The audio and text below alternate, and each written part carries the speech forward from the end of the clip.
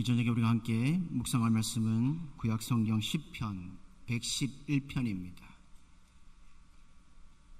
시편 111편 1절에서 10절의 말씀입니다. 시편 111편 1절에서 10절, 구약 성경 886면입니다. 시편 111편의 말씀을 저와 여러분이 한 절씩 교독하여 봉독하겠습니다. 할렐루야. 내가 정직한 자들의 모임과 회중 가운데서 전심으로 여호와께 감사하리로다. 여호와께서 행하신 일들이 크시오니 이를 즐거워하는 자들이 다 기리는도다. 그의 행하시는 일이 존귀하고 어미하며 그의 의가 영원히 서 있도다. 사람이 기억하게 하셨으니 여호와는 은혜로우시고 자비로우시도다. 여호와께서 자기를 경외하는 자들에게 양식을 주시며 그의 언약을 영원히 기억하시리로다. 그가 그들에게서 문나라의 기업을 주사 그의 행하시는 일의 능력을 그들에게 알리셨도다. 그의 손이 하는 일은 진실과 정의이며 그의 법도는 다 확실하니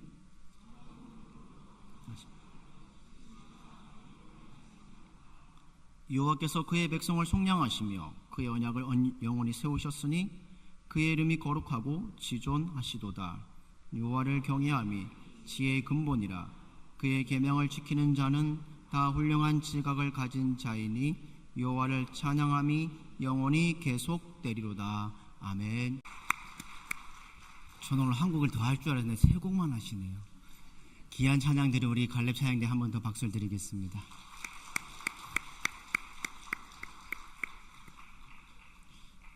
거기 거룩한 그 길에 검은 구름 없으니 낮과 같이 밝고 밝은 그 길을 찬양하신 그 찬양의 고백이 여러분들의 고백이 되길 주님의 이름으로 축복합니다. 잘 들리시나요? 저는 울리거든요. 지금 막 울려갖고 지금 뭔 소리인지도 한 개도 잘 모르겠어요.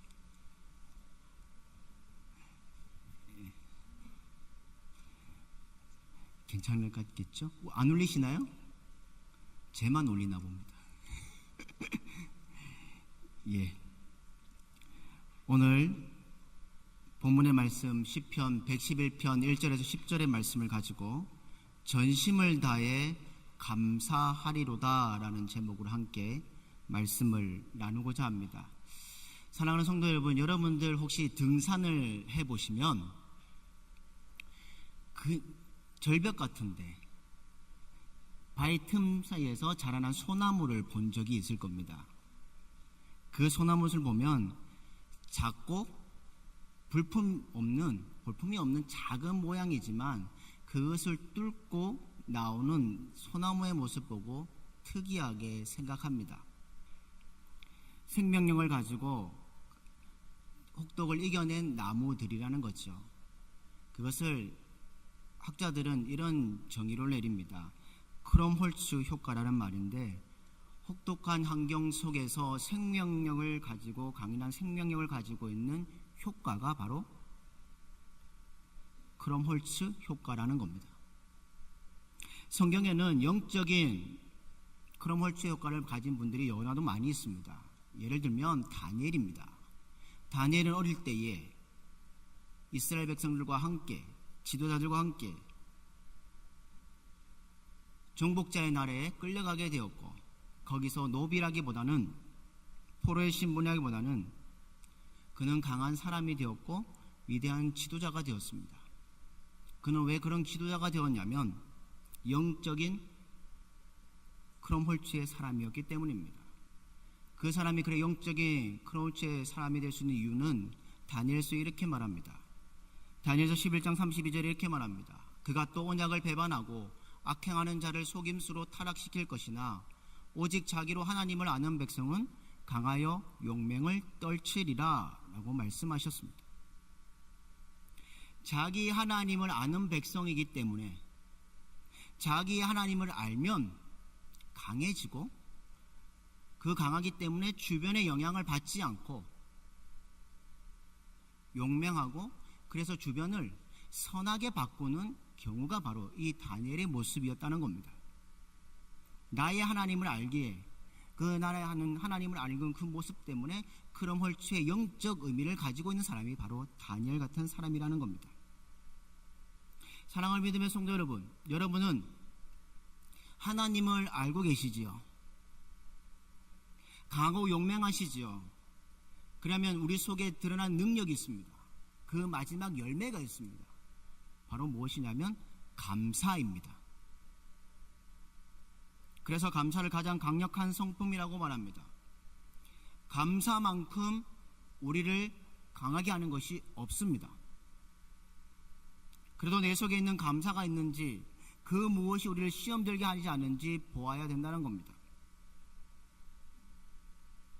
우리가 아는 하나님은 어떤 하나님이냐? 결코 우리를 내버려 두지 않으시는 하나님이시라는 겁니다. 그는 우리가 얼마나 연약한지 알고 계시고 나를 위해 최선을 다해서 일하고 계시는 분이 우리 하나님이십니다. 그 하나님으로 인하여 우리는 먼저 감사할 수 있어야 된다는 겁니다. 좋은 일로는 누구나도 감사할 수 있습니다. 좋은 일을 만날 때는 하나님께 더 감사합니다, 기억해내고 하나님 감사드립니다, 하나님 감사합니다라고 외칩니다. 그러나 반대로 감사할 줄 알지 못하는 것은 무엇이냐? 그 감사에 대해 잃어버린다는 겁니다. 특별히 어려운 환난과 고통 속에 그것을 잃어버린다는 겁니다. 그러나 성경은 말합니다.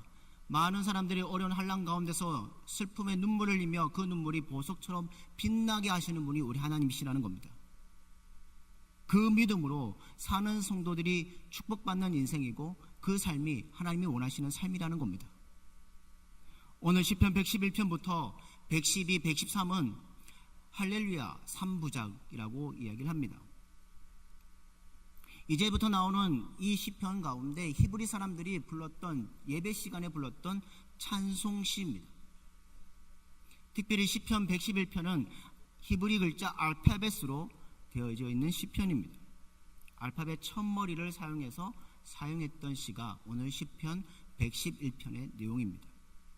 특별히 시편 111편은 정직한 자들의 모임, 회중들의 모임이라고 말하고 있고 그 가운데 하나님의 영광, 하나님의 권능, 인자하심을 송축하고 있습니다. 그 다음 시편 112편은 거기서 흘러나오는 영광과 여호와를 경외하는 자들, 정직한 자들의 행실과 성품을 찬송하는 시가 시편 112편입니다. 여러분에게 한번 물어보겠습니다. 할렐루야가 무슨 뜻인지 아시지요? 여호와를 찬양하고 하나님을 찬양하는 것입니다. 할렐루야 시편은 무엇이 하나님을 찬양하게 되는지를 말씀해 주고 있다는 겁니다. 특별히 오늘 시편 111편은 회중 가운데서 과거의 역사 속에서 이스라엘 백성들이 하나님의 섭리를 회고하며 찬양하는 시가 오늘 시편 111편의 전체의 내용입니다. 이 시편 111편은 6월절, 초막절, 77절 같은 장막절 같은 절기에 사용했던 감사 예배시입니다. 일명 답간체라는 시인데 아까 말씀드린 대로 히브리의 알파벳으로 행을 이끌어가는 시편이 이 시입니다. 그런데 이 시편 111편은 다른 특징이 있습니다. 히브리 글자가 22자인데 오늘 이 히브리서 111편은 몇 절이시죠? 10절입니다. 그러면 12자가 어디 갔을까요? 히브리 성경에 보면 1절부터 8절까지는 히브리 알파벳 두 자리가 두 개씩, 절마다 두 개씩 들어있었습니다. 그리고 9절부터 10절은 히브리 알파벳 세 글자씩 들어있습니다. 그래서 22자입니다. 시편 전체를 볼 때 시편 111편부터 150편까지 할렐루야 시작되는 시들이 많고 끝나는 시가 많이 있습니다. 그것은 무엇이냐? 기쁨으로 하나님을 찬양하라고 가르치고 있는 시가 이 시편 할렐루야 시편이라는 겁니다. 저는 오래전에 에베소서를 읽으면서 이런 생각을 해본 적이 있습니다. 찬송의 소중함을 깨달은 적이 있습니다. 에베소서 1장 3절에 이렇게 기록합니다. 찬송하리로다. 찬송하리로다.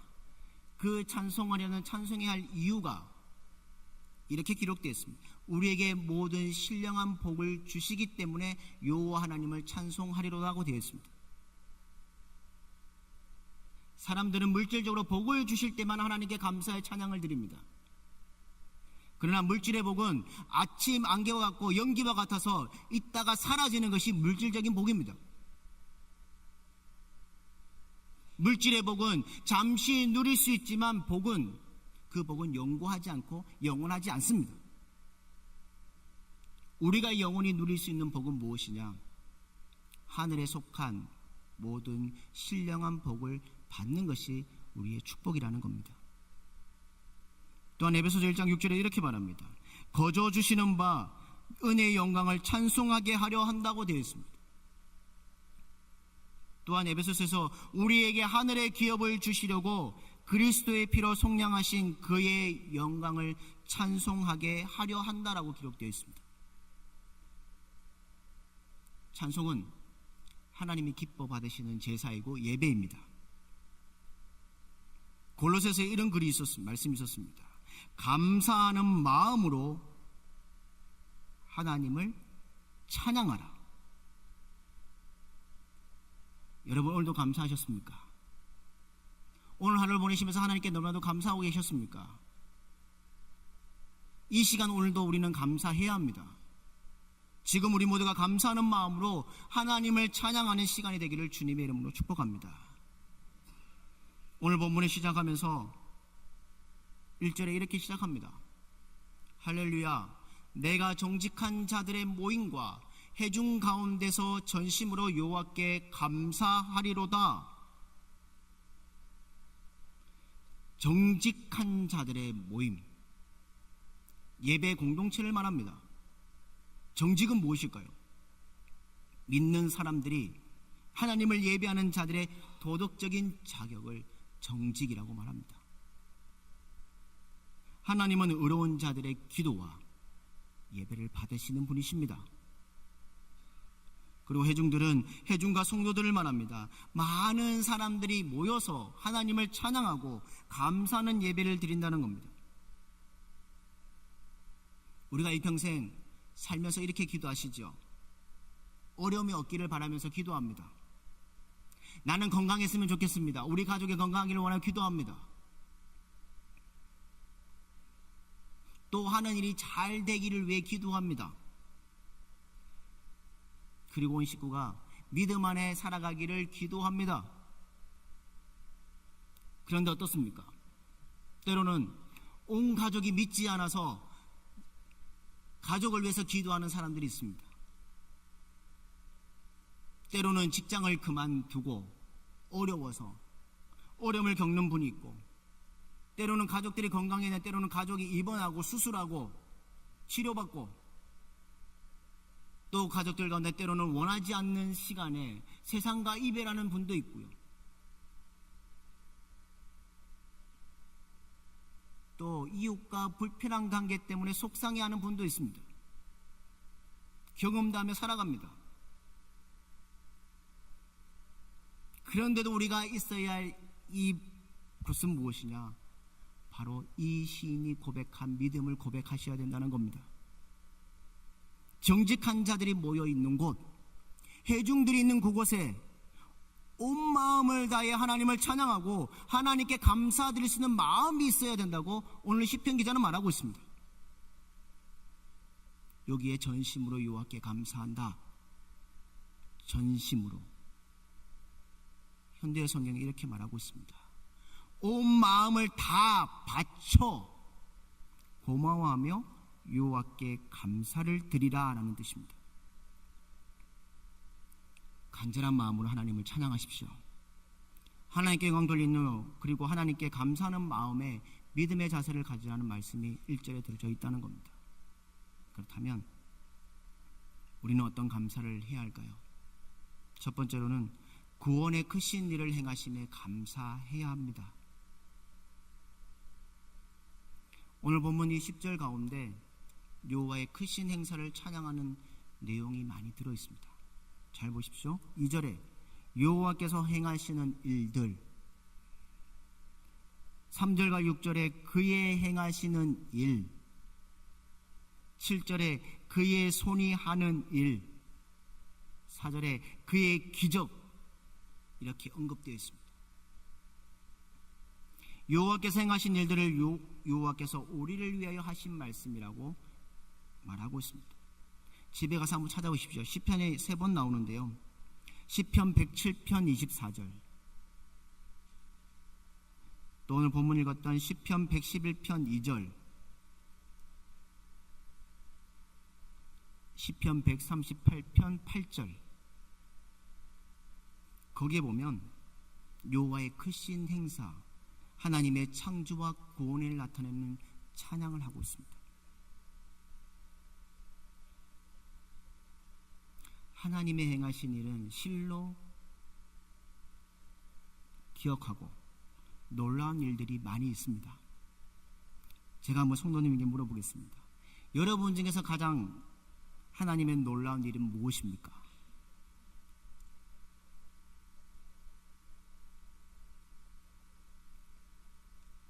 저는 가장 큰 일은, 놀라운 일은 독생자를 이 땅에 보내주시고 죄인된 우리를 구원해 주신 것이 바로 가장 기억되고 놀라운 일일 것입니다. 우리 대신에 독생자 예수께서 형별에 달리시고 세상이 이해할 수 없는 참으로 큰 일을 하신 분이 하나님 보내신 놀라운 구원의 기적이라는 겁니다. 그 귀한 일을 보고 우리는 하나님을 찬양할 수밖에 없다는 겁니다. 애굽 사람들은 애굽에서 430년 포로 생활할 때 이스라엘 백성들이 10가지 재앙을 이기고 나왔을 때에 이스라엘 구원을 회상하면서 그들은 고백했습니다. 시편 126편 3절에 보면 여호와께서 우리를 위하여 큰 일을 행하셨으니 우리는 기쁘도다. 여호와께서 우리를 위하여 큰 일을 행했다고 말하고 있습니다. 오늘 본문에도 하나님의 놀라운 행사를 즐거워하며 연구한다고만 합니다. 이것은 무엇이냐? 시편 1편에 여호와 율법을 즐거워하여 그 율법을 주야로 묵상하는 자로다라고 말씀과 일맥상통합니다. 하나님의 놀라운 역사를 즐거워할 뿐만 아니라 뭐 하느냐면 이를 깊이 연구하고 두고 생각하라는 얘기입니다. 말씀 묵상과 연구는 하나님 백성이 누려야 할 최고의 영광입니다. 하나님의 말씀이 정금보다 귀하고 지혜를 주시면, 생명을 주면 구원해 주시기 때문에 구원의 가치가 있고 그것 때문에 소홀히 할 수 없다는 겁니다. 그것을 발견한 모든 사람들은 이 말을 보고, 이 일을 보고 기뻐하고 그 말씀을 깊이 연구한다는 겁니다. 왜 이렇게 기뻐할까요? 하나님께서 하신 일을 깨달았기 때문입니다. 오늘 성경을 펴보십시오. 3절에 그의 행하신 일이 존귀하고 어미하며 그의 의가 영원히 서 있도다라고 말씀합니다. 또 4절 상반절에는 그의 기적을 사람이 기억하게 하셨으니 라고 되어 있습니다. 한마디로 말하면 하나님의 하신 일은 크고 존귀하고 영광스럽고 하나님의 공의로우심이 영원하시다는 것을 볼 수 있다는 겁니다. 우리가 잘 아는 한동대를 시작했던 김영길 총장님을 기억하시죠? 그분이요, 하나님에 대한 확신을 얻게 된 것이 창세기 1장 1절입니다. 창세기 1장 1절 말씀은 잘 아시죠? 태초에 하나님이 천지를 창조하십니다. 미국에서 나사에서 그가 공부할 때에 과학자들이, 그렇게 세계의 모든 지리를 알고 지식을 아는 사람들이 하나님을 믿고 성경 공부하는 것을 보게 되었습니다. 도전을 받게 되었고 이 창세기 1장 1절의 성경 구절을 깨닫고 하나님에 대한 확고한 신앙을 가지고 그는 한동대를 시작하면서 이렇게 했습니다. 하나님의 대학으로 만들겠다는 일념으로 힘썼던 사람이 바로 김명길 박사입니다. 또 한 사람이 있습니다. 연세대에서 생명공학을 재직하고 있었던 한 교수님은 창세기 2장 7절 이렇게 얘기합니다. 여호와 하나님이 땅의 흙으로 사람을 지으시고 그 코에 생기를 불어넣으시니 사람이 생명이 되니라. 아멘.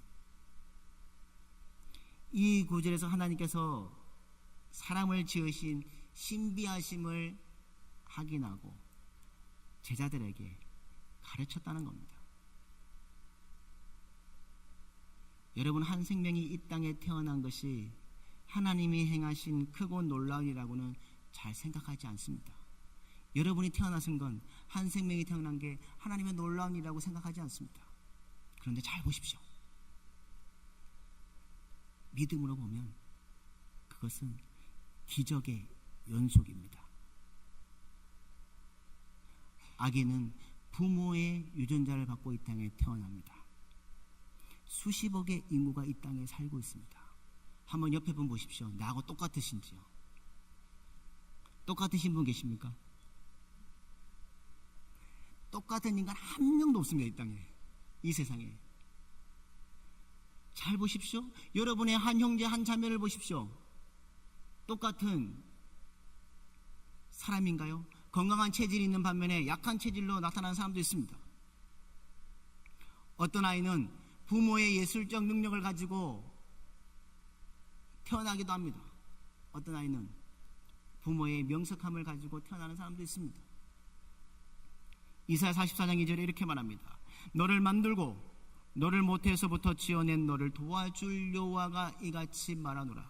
나의 종 야곱아, 내가 택한 여수르나 두려워하지 말라. 이스라엘 역사 속에도 가장 놀라운 구원의 역사는 무엇이겠습니까? 출애굽의 역사입니다.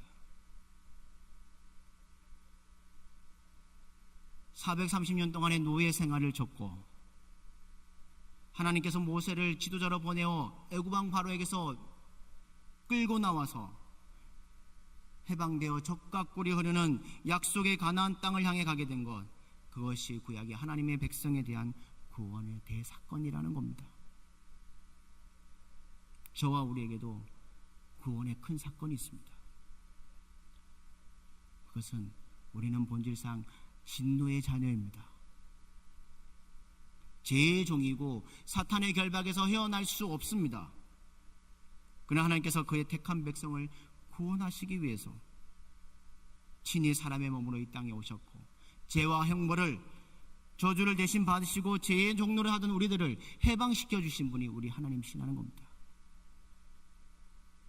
하나님의 자녀가 되는 건설을 주는 것뿐만 아니라 하나님 나라의 상속자로 유업자로 삼게 하시는 놀라운 구원의 역사가 여기에 있다는 겁니다. 히브리서에 보면 히브리서 2장 3절에 이렇게 말합니다. 우리가 이같이 큰 구원을 등한히 여기면 어찌 그 보응을 피하리요? 이 구원은 처음에 주로 말씀하신 바요 들을 자들이 우리에게 확정한 바니라고 말씀하고 있습니다. 쉽게 말하면 우리에게 주어진 큰 구원입니다. 하나님이 우리에게 베푸신 가장 큰 구원을 뭐하면요, 등한히 여기면 하나님 뭐 하시는 분이시냐? 하나님이 보응하신다는 겁니다. 하나님께서 우리 죄로부터 사단의 결박으로부터 자유케 해주신 그 은혜를 기억하며 살기를 주님의 이름으로 축복합니다. 매번 이스라엘 백성들은 감사들을 보냅니다.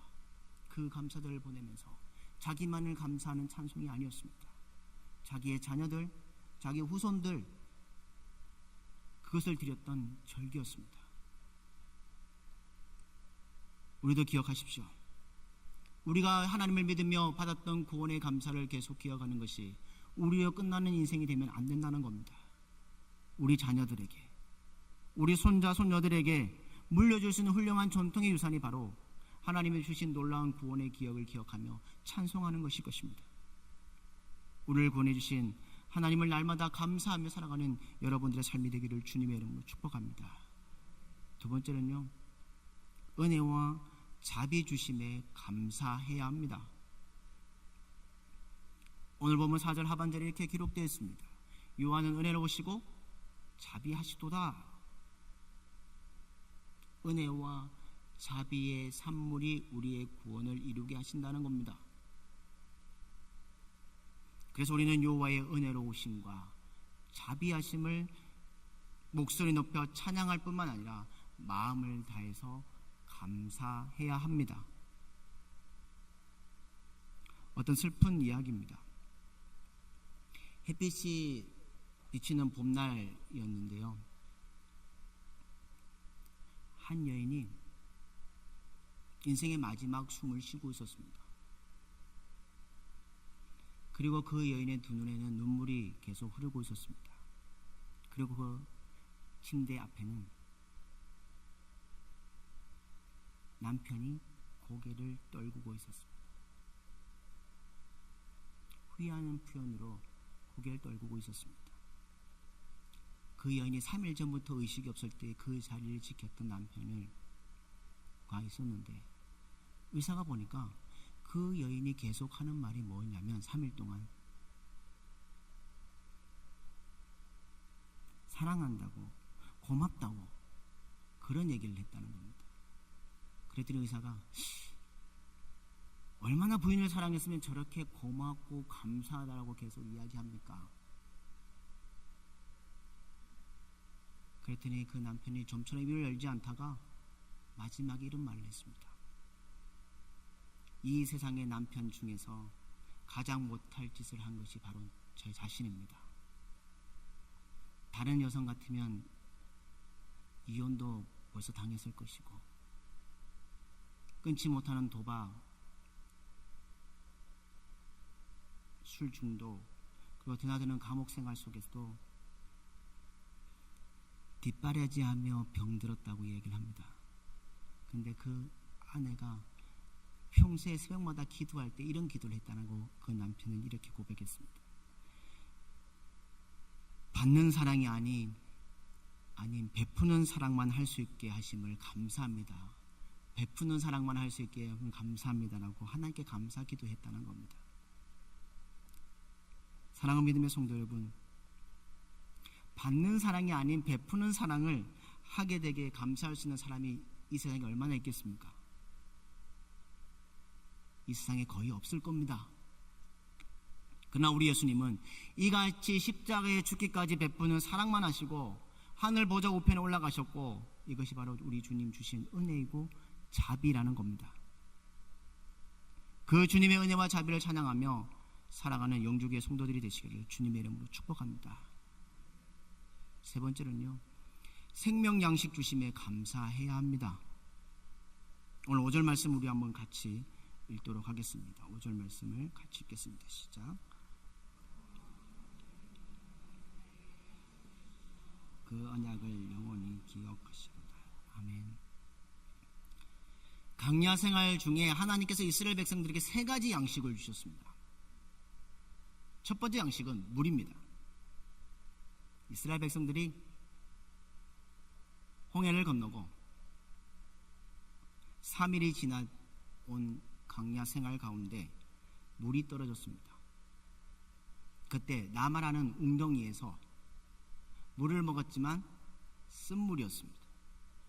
그때 이스라엘 백성들이 모세를 원망하며 하나님을 원망하며 죽이려고 했을 때에 하나님이 모세에게 가리켜 나무 하나를 가지고 오라고 했습니다. 그 가리온 나무를 그곳에 던졌을 때에 쓴물이 단물이 되었습니다. 그뿐만 아니라 물이 떨어질 때마다 하나님께서는 반석으로 물을 주셨던 분이십니다. 하나님은 오늘 본문처럼 자기를 경외하는 자에게 양식을 주시는데 첫 번째 생명의 양식을 주십니다. 생명수의 양식을 주신다는 겁니다. 요한복음 7장 37절에 39절에 이렇게 말합니다. 누구든지 목마르거든 내게로 와서 마시라. 나를 믿는 자는 성경의 이름과 같이 그 배에서 생수의 강이 흘러나오리라 하시니 이는 그를 믿는 자들이 받을 성령을 가르쳐 말씀하신 것이라 라고 말씀하고 있습니다.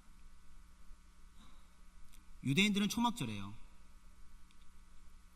매일매일 실로암못에 가서 물을 길어와서 성전문에 들어와서는 물을 붓는 행사를 하는 것이 있습니다. 그것은 뭐냐면 선조들이 강야에서 바위에서 기적으로 솟아나는 물을 주었던 것을 기념하고 있습니다. 예수님도 마찬가지셨습니다. 강야의 첫 번째 양식인 생수, 믿는 자에게 받을 성령이라고 오늘 말씀하고 있습니다. 하나님은 자기를 경외하는 자, 충성하는 자에게 생명을 수를 주시는데 그 생명수는 무엇이냐? 바로 성령을 양식으로 주시는 분이십니다. 이 시간 여러분들이 주님이 주신 성령을 받는 분들이 되시기를 주님의 이름으로 축복합니다. 두 번째 양식은 만나입니다. 이스라엘 백성들이 매일 이른 아침에 아침 이슬과 같은 하늘에서 내리는 만나를 먹었습니다. 그 만나에 대해서 예수님은 요한복음 6장 49절에서 51절에 이렇게 말합니다. 너희 조상들은 강야에서 만나를 먹었어도 죽었거니와 이는 하늘에서 내려오는 떡이니 사람으로 하여금 먹고 죽지 아니하게 하는 것이니라. 나는 하늘에서 내려온 살아있는 떡이니 사람이 이 떡을 먹으면 영생하리라. 내가 줄 떡은 곧 세상의 생명을 위한 내 살이니라 하시니라. 하나님께서 여호와를 경외하는 자에게 육신의 만나를 주시는 것이 아니라 하늘 양식으로서 만나를 주신다는 겁니다. 말씀이 육신이 돼서 오신 예수님께서 자신이 하늘 만나라고 말씀하셨습니다. 이 떡을 먹으면 뭐 한다고요? 영생한다고 말씀하셨습니다. 사랑을 믿음의 성도 여러분, 하늘 만나를 떡인 그 낙을 날마다 먹으면서 주신 축복들을 바라가는 여러분들의 삶이 되기를 주님의 이름으로 축복합니다. 이스라엘 백성들의 세 번째 주신 양식이 있습니다. 그 양식은 메추라기입니다. 애굽에서 고기 가마 밑에 있을 때 먹었으면 좋았을 거라고 했을 때에 하나님께서 한 달 동안 메추라기를 보내주셨습니다. 고기를 먹게 했습니다. 자기의 원하는 것들을 다 들어주셨습니다. 그런데 시편에 보면 이렇게 기록되어 있습니다. 시편 78편 32절과 33절에 이렇게 말합니다. 이러함에도 그들은 여전히 범죄하여 그의 기이한 일들을 믿지 아니하였으므로 하나님이 그들의 날들을 헛되이 보내게 하시며 그들의 횟수를 두려움으로 보내게 하셨도다 라고 말씀합니다. 이 말씀을 읽으면서 우리는 기억하셔야 합니다. 하나님은 우리에게 베푸신 특별한 일들을 믿고 감사할 때에 자기를 경외하는 자들에게 뭘 주시는 분이냐? 복을 주시는 분이십니다. 그러나 저들이 믿지 아니함으로 헛된 날을 보내고 결국 축복의 땅 가나안 땅에 들어가지 못하는 그런 인생을 산다는 겁니다. 성경에 보면 믿음으로 감사하지 않은 결과가 이 메추라기 사건입니다. 하나님이 베풀어 주신 특별한 은혜를 당연한 것처럼 하나님이 주셔야 하는 것처럼 생각하고 살아간다면 그것에 대해 감사하는 것이 없고 원망과 불평으로 살아간다면 하나님이 주신 약속하신 축복을 받을 수 없습니다. 사랑하는 믿음의 성도 여러분, 우리는 매일매일 하나님의 주신 양식들을 먹고 살아가고 있습니다. 그 양식들을 우리는 기억해야 합니다. 그것에 감사하지 못하고 불평과 원망을 보낸다면 우리의 인생은 헛된 인생이 될 것이고 두려움의 인생이 될 것입니다. 이 시간을 보내면서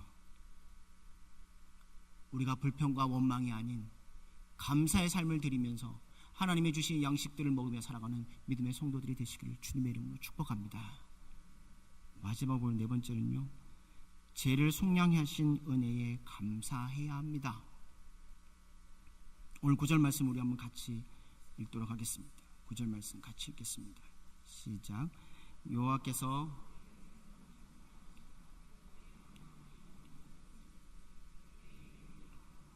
준화하시도다.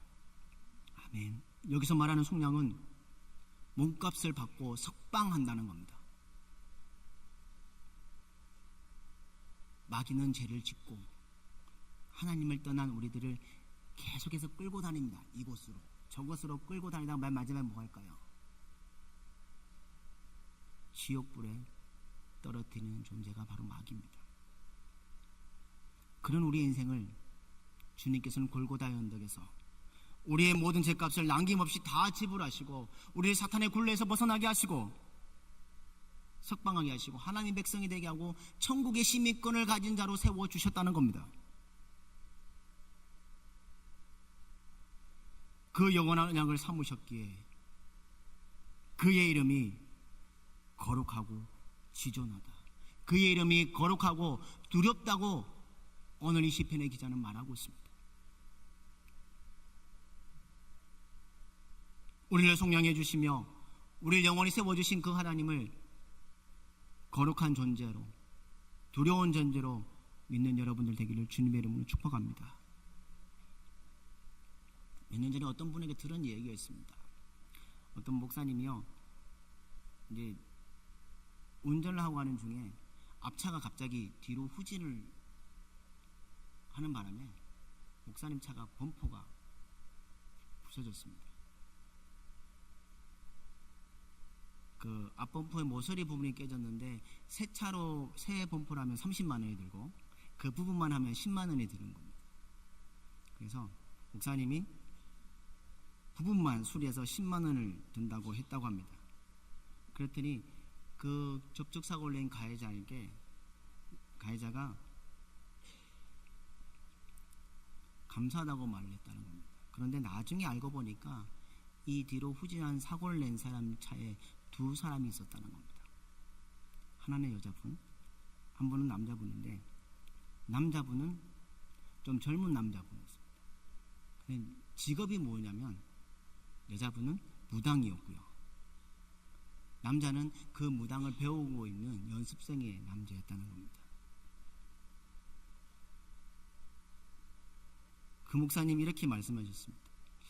아주 불쌍하다는 생각이 들었고 마귀의 종로를 타고 마귀의 직업을 살고 있는 어찌 불쌍하지 않을까. 이 지구상에 70억이 넘는 인생들이 살고 있습니다. 그런데 아무 조건 없이 나를 택하셔서 나의 죄를 속량해 주시고 하나님의 자녀를 삼아주신 그 하나님께 어찌 감사하지 않을 수 없겠습니까?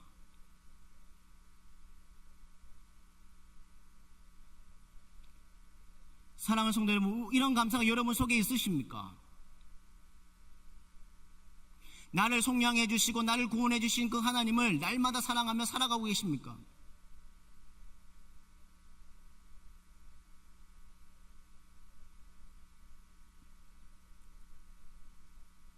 이런 감사가 있는 여러분들 되기를 원합니다.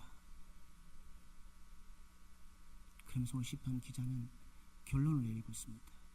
10절 말씀해 보십시오. 어찌 감사하느냐, 왜 감사해야 되냐 하면서 10절에 말씀합니다. 10절 말씀을 같이 읽겠습니다. 시작.